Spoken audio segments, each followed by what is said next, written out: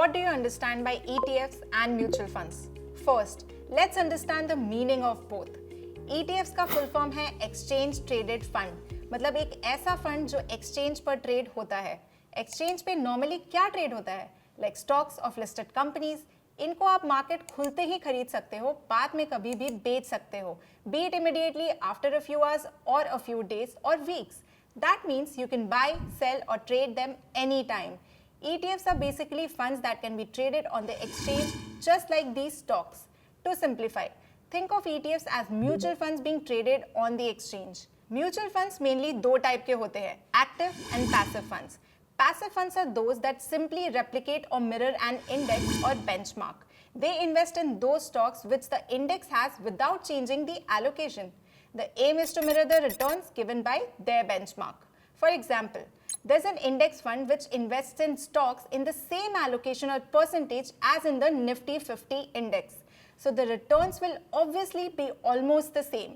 Similarly, there are multiple benchmarks or indices like Nifty 500, Nifty Next 50, Nifty PSU, Nifty India Defense, etc. There are many different passive index funds following many of these indices.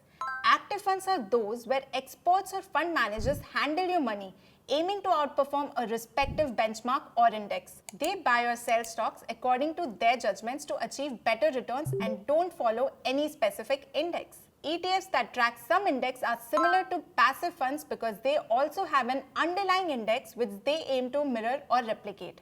For example, one of the oldest ETFs launched in India, BEES, that tracks the Nifty 50 index. Similarly, you can find ETFs for different indices. Now, let's do a quick comparison under these categories. First, underlying asset.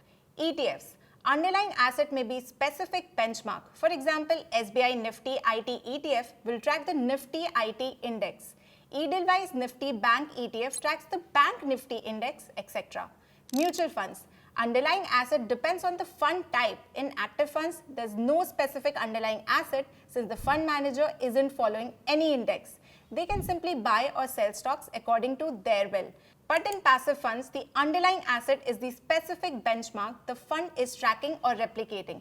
Like in a Nifty Midcap 150 index fund, the underlying asset is the Nifty Midcap index. Second, trading.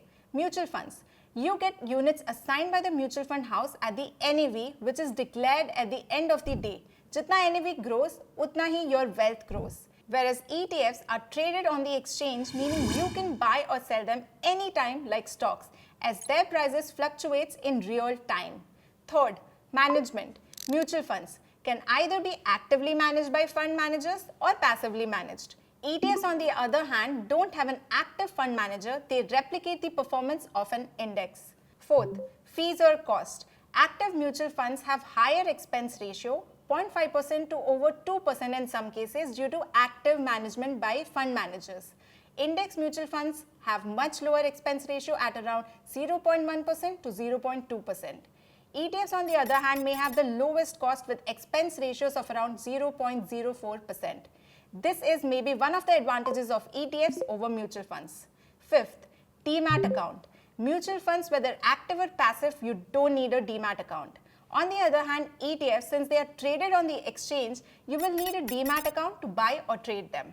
Now, after understanding completely, you can decide which option suits you the best. If you're completely new to investing, it might be better to start with mutual funds, even index funds instead of ETFs for one main reason. See, unlike ETFs where the price is changing constantly, mutual funds don't show continuous price fluctuations. You won't see the NAV going up and down continuously. But I must say, ETFs may be a good option if you want to take the advantage of market opportunities. So, ETFs can be a great tool when you need to take a quick action to invest. That's all for today's video. I hope this helps. Let me know which option you prefer out of the two.